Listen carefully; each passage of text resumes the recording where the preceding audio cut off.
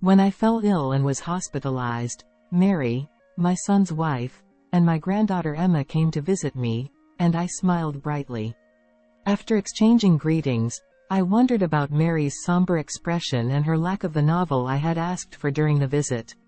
Mary, with an unnatural gaze, eventually mustered the courage to speak to me, but just as she began, Emma energetically interrupted by jumping onto my bed. Emma asked, "Grandma, will you get better after the surgery?" I replied reassuringly, "Oh, it's nothing serious, just a bit tired. But seeing your face has lifted my spirits."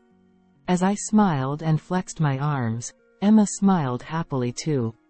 After peering at my face for a while, Emma fell silent. Her beautiful eyes looked thinking real serious. While continuing to smile, she asked me, "Hey Grandma, do adults laugh when they're lonely?" Surprised, I asked, "Huh? Why?"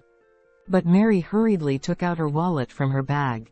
She gently lifted Emma from my bed, handed her some change, and said, "Emma, go buy some juice," before sending her out of the hospital room.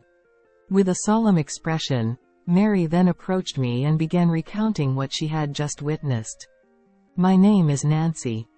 My husband Jason and I are both in our 50s, and we've never fought since our younger days, recognized by all as a loving couple.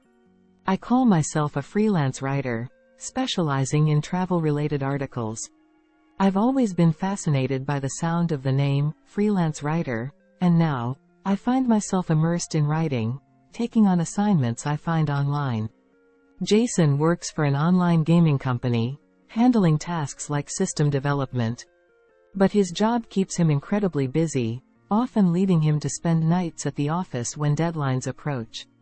We live near our son and his wife, with whom we share an excellent relationship. John and Mary often invite us for overnight trips and outings, planning activities that we enjoy together. Our granddaughter Emma always says how fun it is to be with Grandpa and Grandma, which never fails to bring a smile to my face. However, Jason always declines our son's invitations, citing his busy work schedule, leaving both me and himself disappointed. While our schedules rarely align for us to share meals, I deeply appreciate the hard work Jason puts in for our family, often working late into the night. While my husband works tirelessly from early morning to late at night, sweating it out, I enjoy the freedom of being a freelance writer without being bound by time constraints. It feels unfair to indulge in leisure trips with our son's family when I have the luxury of spare time. Sensing my sentiments, Jason always smiles with deep wrinkles etched on his face as if carved with laughter lines. "Work feels like a hobby to me. So you don't have to worry about it." "Yeah, thanks always." "So, where are you heading for our next trip?" "Well, next time, it's to a tourist spot that has seen an increase in visitors lately." Jason listens to my talk with a smile, nodding occasionally and interjecting appropriately. He's a great listener, sometimes showing surprise, sometimes nodding with deep interest. It would be such an honor if someone read my travel article and decided to visit the places I recommended. I said with enthusiasm, and he always responded with a delighted smile on his face. One day, while writing an article on my computer in my room, my fingers typing on the keyboard suddenly stopped. It felt like I was making more mistakes than usual. My body felt feverish, even though the air conditioning was set high. Despite taking deep breaths, I continued writing, but eventually, my fingers came to a halt. I recognized the signs from past experiences. I had a fever. I glanced back at the words on the computer screen, letting out a heavy sigh. With deadlines looming, I couldn't afford to rest just because of a fever. I pushed through and finished the article, but as soon as I completed my work, exhaustion overwhelmed me, and I slumped in my chair, eventually losing consciousness. Coincidentally, my son's family came by to share dinner and became concerned when I didn't answer the doorbell. Mary, who had a spare key, let herself in and found me collapsed. Without hesitation, my son and his wife rushed me to the hospital. The strain of pushing through while feverish had taken its toll, and I was diagnosed with temporary exhaustion. Due to severe headaches, the doctor recommended a 3-day hospital stay. When I contacted Jason, he had already returned home from work and couldn't find me, worrying about my whereabouts. He swiftly packed 3 days' worth of clothes and rushed to the hospital. Jason apologized sincerely, his voice filled with regret. He explained that his busy schedule wouldn't allow him to visit until the day I was discharged. I reassured him with a smile, saying, "Don't worry about it." If work demanded his presence, there was nothing to be done. With a smile, I reassured Jason not to worry. The next day of my hospitalization, my fever subsided, and I felt much better. Sitting on the clean hospital bed, I fidgeted, looking up at the ceiling or opening the drawers of the TV stand.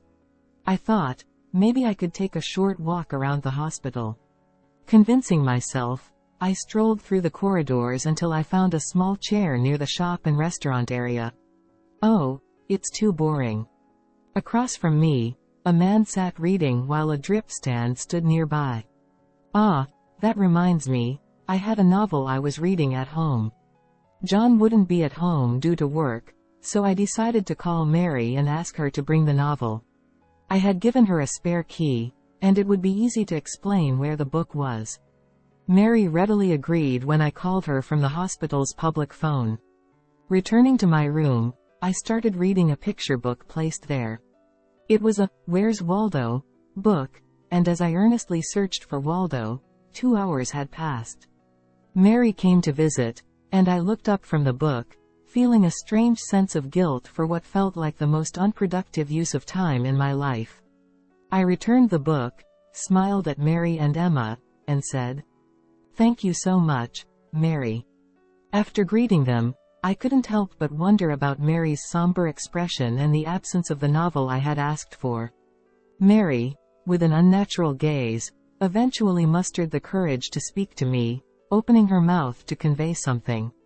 But just as if to intervene, my granddaughter Emma jumped onto my bed with her small body, full of vigor. Grandma, will you feel better after the surgery? Huh? Oh, it's nothing serious. Just feeling a bit tired, that's all. But seeing your face has completely cheered me up. I smiled and flexed my arms, and Emma, seeing that, smiled happily too. After peering at my face for a while, she fell silent, her eyes looked like thinking something serious. I continued to smile as I looked into her beautiful eyes as if pondering something. Hey Grandma, do adults laugh when they're lonely? Huh? Why do you ask? Because, when I went to Grandpa's house earlier, there was a girl I didn't know, and Grandpa and she was having a party together. Even though you're in the hospital, Grandpa seemed really happy. I see. Grandpa is sneaky. Having a party when you're not around. I saw it. They were having amazing food and delicious-looking juice at home. I didn't know how to respond to Emma's confession. Unable to come up with a clever reply, I realized my forced smile looked strained, trying not to let on that I was clearly speechless. Mary lifted Emma from my bed, handed her some change from her wallet, and sent her out of the room to buy juice. Then, with a solemn expression, she approached me and began recounting what she had just witnessed. Mary and Emma received my message and used the spare key to enter my house. Since it was a weekday afternoon, they assumed nobody would be home and entered without much thought. However, upon entering, they noticed neatly arranged women's shoes at the entrance. Faint laughter from Jason could be heard coming from the living room. Wondering if he had taken the day off, they approached the living room. Mary thought perhaps Jason was watching TV and laughing. But what they saw through the slightly ajar living room door was Jason and an unfamiliar woman sitting closely on the sofa. The woman seemed to be leaning into Jason's arm, whispering something softly into his ear. Mary instinctively grabbed Emma and left the house immediately. Mary later confessed. On the way here, Emma asked me why we didn't greet them. I panicked and said that Grandpa was feeling lonely because Grandma wasn't feeling well, so they were pretending everything was fine. Mary looked genuinely apologetic as she lowered her head. I quickly reassured her. It's okay, don't worry about it. I'm sorry too. Emma, holding a juice, returned to the room with a happy expression on her face. Emma spent time on my bed, chatting about trivial things and laughing happily. Mary watched them with a complex expression, but I quietly reassured her. Don't worry, I'm fine. After only I left the room, the atmosphere suddenly became quiet again. I opened Where's Waldo, not because I wanted to read it specifically. I didn't seek to find Waldo, but I needed to somehow sort out the inexplicable emotions bubbling up inside me. As I gazed at the crowded illustrations in the book, my vision gradually blurred with tears until I could see nothing. 3 days after being hospitalized, I was discharged safely. Jason, who took time out of his busy schedule to pick me up on discharge day, spent time with me with his usual calm smile, so I carried on as usual. Like any weekday morning, I prepared breakfast for Jason and saw him off at the front door as usual. It seemed like just another typical day, but beneath the surface of that routine, my plan was starting to take shape. The catalyst for the plan was John. Mary must have told him about the possibility of his father cheating. He had quietly simmered with anger when I was in the hospital. Let's teach Dad a lesson. John proposed. Intrigued, I leaned in. Perhaps it wasn't about being angry about the affair, but about confronting Jason with the truth and unsettling him. With John's cooperation, the plan to catch Jason in the act of cheating was quietly progressing. Firstly, John consulted with a lawyer and hired a detective for investigation, which resulted in obtaining photos of the affair scene in a short period. In a detective agency located within a rented building in the bustling district, an elderly man handed me a document summarizing the investigation results. Jason in the photos wore his usual calm smile, walking joyfully with a woman I didn't recognize through the streets. Despite obtaining conclusive evidence, I couldn't bring myself to blame him. Being cheated on is undoubtedly saddening, yet it's a fact that he has worked hard to provide for the family. Should I overlook the gratitude I feel for his efforts and focus solely on the infidelity aspect of our marriage? If I confront him with the evidence of his affair and it leads to divorce, what would become of my current life? After leaving the office, I stood still in the bustling downtown, feeling like I had lost my way. Even if I were to condemn my husband based on the results of this infidelity investigation, what would become of my life? With such uncertain future looming over me, I sat facing my computer in the living room. My job as a writer consisted of small articles and columns, but I wondered if I truly earned trust by persisting in it for so long. The requests never stopped coming in. Yet, as I reread the finished articles and columns, I let out a deep sigh. I didn't believe I had the talent as a writer anymore. There was a time when I excelled at weaving words and creating pieces that touched readers' hearts. But lately, I felt like something was missing. As I revisited my past work, I couldn't help but feel anxious about whether my talent had somehow disappeared. Was it because I was emotionally weakened by my husband's infidelity? Despite questioning myself, I shook my head involuntarily. It wasn't that I had changed.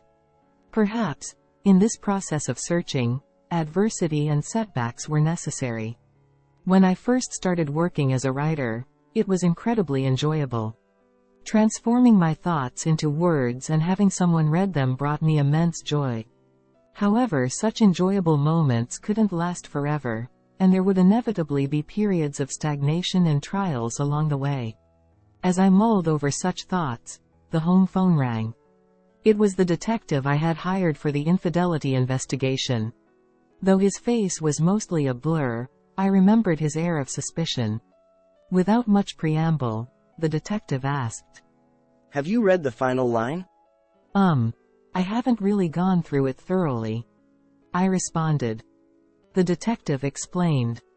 Given that my task was an infidelity investigation, I initially thought it unnecessary, but I happened upon an intriguing fact. If you aren't aware, I presumed your son wouldn't be either, so I subtly included it in the report. Ah, I see.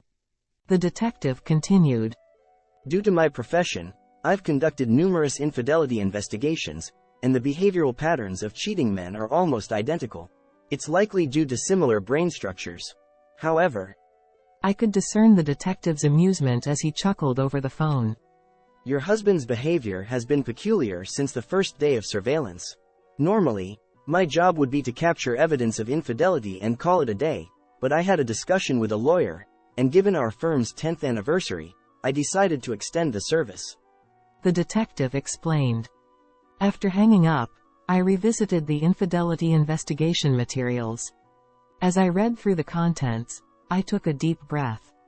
I couldn't help but feel deeply affected by the words my granddaughter Emma had said to me. Her clear eyes, devoid of any doubt, had posed such a straightforward question: why do you smile when you're lonely? A month later, I informed Jason that I was going on a trip with my son's family and smiled at him as he saw me off at the doorstep of the house. Pulling a lightly packed carry-on bag, I headed towards the station. Drifting aimlessly on the train, I gazed at the scenery passing by the window. In my youth, trains were always our mode of transportation for dates with my husband. Until we got married, we never owned a car, so we always met at a quaint cafe near the station, known for its specialty teas. The menu meticulously listed names like Candy and Dinbra alongside each type of tea leaf. We'd both arrive 30 minutes before our usual meeting time, and he always ordered Maloo tea. Maloo, derived from the hibiscus flower, brewed into a blue tea reminiscent of tropical seas, accompanied by thinly sliced lemon that, when lightly squeezed, magically turned pink. Beautiful, isn't it? My husband murmured, looking not at the beautifully adorned Maloo tea but at me. I couldn't help but smile wryly at his usual remark. Looking back now, we must have seemed like foolish lovers, but back then, I was undeniably happy. Despite the anger and frustration of being cheated on, what comes to mind is always Jason drinking Maloo tea back then. I enter a cafe without much thought, looking for something familiar. Maloo tea isn't on the menu. Opting for a menu simply labeled black tea, with no mention of specific leaves, I sit down and let my gaze wander over the words printed in my book, now barely recognizable to my mind. I killed time like this for a while. Staying in the same cafe feels uncomfortable, so I move on to another. Maloo tea isn't offered there either. I wander the streets absent-mindedly, entering random cafes that catch my eye. And as I scan the menu items, I feel a slight disappointment in not finding the name I've been unconsciously searching for. The Maloo tea that resides in my memories is slowly fading into vague hues in my mind. At night, I returned home. As usual, I inserted the key into the lock and took off my shoes at the entrance before heading to the living room. There, as expected, I found Jason and a woman. They were both speechless, frozen in time with their eyes wide open. Soft classical music played from the built-in speakers, and stylish hors d'oeuvres adorned the table, indicating they had finished their meal. Steam rose from the blue mallow tea they seemed to have been about to drink together. Neither Jason nor I spoke.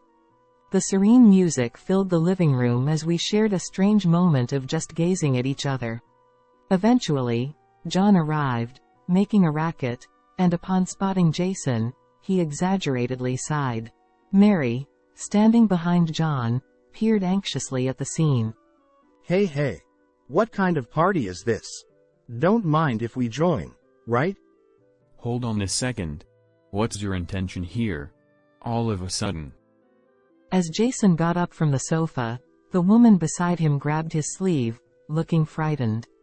She was a plain, younger woman than me, with unremarkable features. She wore faded jeans and a slightly worn-out hoodie. Barely wearing any makeup, she whispered in a modest voice. No, that's not true. His lover interjected. We don't have the kind of relationship everyone here is thinking about. John replied. Oh really? But we have some evidence, like these photos. He proudly held the photos in front of her face. The images depicted the two of them strolling through the streets and dining together, looking close. The woman, avoiding eye contact with the photos, smiled faintly with a hint of sadness. I may not be famous, but I'm a stage actress, she confessed. Jason explained. Yeah. She's an actress. And she's studying cheating experiences for a role. That's why she's giving acting lessons on infidelity. Don't get the wrong idea. Surprised by the unexpected revelation of her being a stage actress, John and Mary exchanged glances. The woman calmly explained the sequence of events. She admitted to having meals alone with Jason in this house and engaging in activities that resembled dates in town. However, she insisted that it was all part of her role preparation as an actress, with Jason's cooperation. There was indeed no concrete evidence proving a romantic relationship between Jason and the woman. When I asked why Jason would cooperate with such a thing, the woman, who had seemed plain until then, suddenly gave me a seductive look. Wasn't it because he felt lonely? She said. Lonely? Jason said so. His wife is always traveling and doesn't pay attention to him. He said he doesn't have time to be with his wife because of work.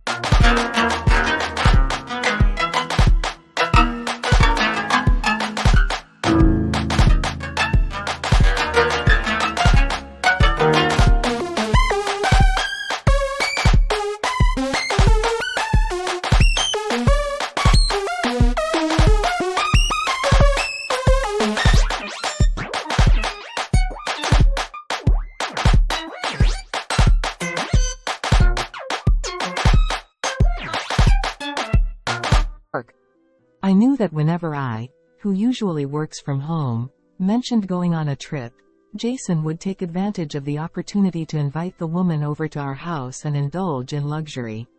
He often tells me he has to stay at the office for work, but I know he's actually meeting with the woman. I know that when Jason always says he's busy with work, it's all lies. He actually finishes work on time every day and spends his evenings out late playing around. I know that every kind smile from my loving husband is a lie. But if I were to confront him about all of this now, everything would break and disappear like bubbles. Was I under a spell from the moment I met him? That mellow tea we drank at the cafe felt like magic. It was so beautiful. If I were to leave this place now with a smile, saying, "Oh, it was nothing, sorry for misunderstanding," it would be like giving tacit approval to his affair. Struggling to find the right words to respond, Mary comes over and embraces me. Nancy, it's okay. Don't force yourself. People don't pretend to smile when they're feeling lonely or sad. Those who wear expressions opposite to their emotions are usually lying. Despite it being baseless, Mary's words made me smile involuntarily. Right, that's true. People don't smile when they're lonely. I can't imagine living as a partner with someone who justifies filling the void in their heart by pretending everything's fine with a smile. This is fine. I've been pretending to be fooled by Jason's kind smile all this time. Acting as a foolish wife. Perhaps I've been deceiving myself into believing I couldn't live without it. Always a housewife, continuing a hobby-like job, I've become too accustomed to living comfortably and have almost forgotten how I truly wanted to live. Maybe it's time to think more realistically about publishing what I learned during my travels as an article for the world to read, and to envision a future where someone would read it. Turning away from my always gentle and kind husband, I must now become independent. I can't believe his lies anymore. I'm divorcing you, Jason. I declare. I've told you multiple times. It's a misunderstanding. Just because I'm helping her with her acting practice doesn't mean it's evidence of cheating. And I can't afford any alimony. Well, it may not be enough evidence for alimony in court. But John and Mary are on my side. And even our relatives wouldn't side with you given the circumstances. Jason gives a resigned smile and runs his hand through his hair. Suddenly, I hand over the dossier from the detective's investigation and point to the contents. Looking down at the part 1 pointed at, Jason's fake smile finally fades, and his face turns pale. It's unrelated to the affair investigation, but it's Jason's savings balance that the detective uncovered. His savings exceeded $1 million. So, you won the lottery a year ago. Congratulations. $1 million is quite impressive. Well, this is. You've also been returning home from work on time every day and taking a lot of paid leave, it seems. Did you think having money would make everything okay if your affair got exposed? I glare sharply at his mistress.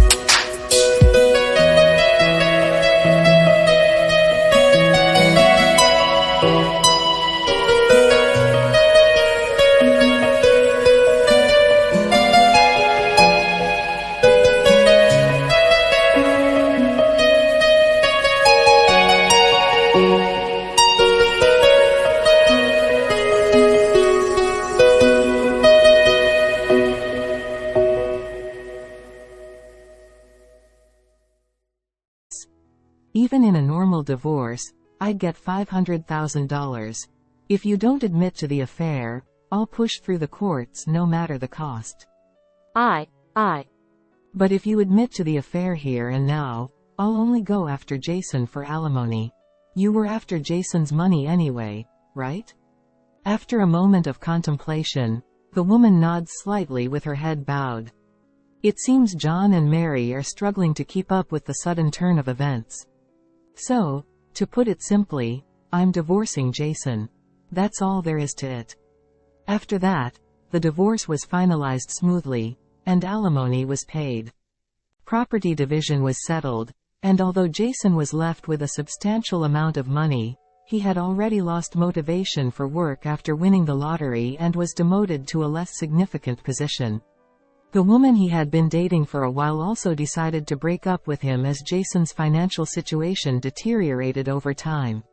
Since her name never gained much recognition in the public eye, it seems she spent her life without achieving much success as an actress.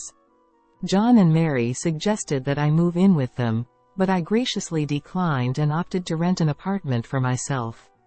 Are you sure you don't want to live together? John asked. With all the money I have, I could travel around the country freely. I replied. I'm determined to live my life to the fullest from now on because it's my life. Pretending not to see someone's true colors or turning a blind eye to lies doesn't suit me anymore. I intend to communicate my thoughts clearly to those around me in the future. Currently, I'm enjoying my new career as a traveling journalist, a job I had given up on for years due to household chores and child-rearing responsibilities. I receive replies and supportive emails from readers, along with letters like, I visited the same place. Each time I read them, my once blue-tinted heart gradually turns into a warm red, reminiscent of lemon-infused mallow tea, with a hint of lingering sourness but clear warmth spreading throughout.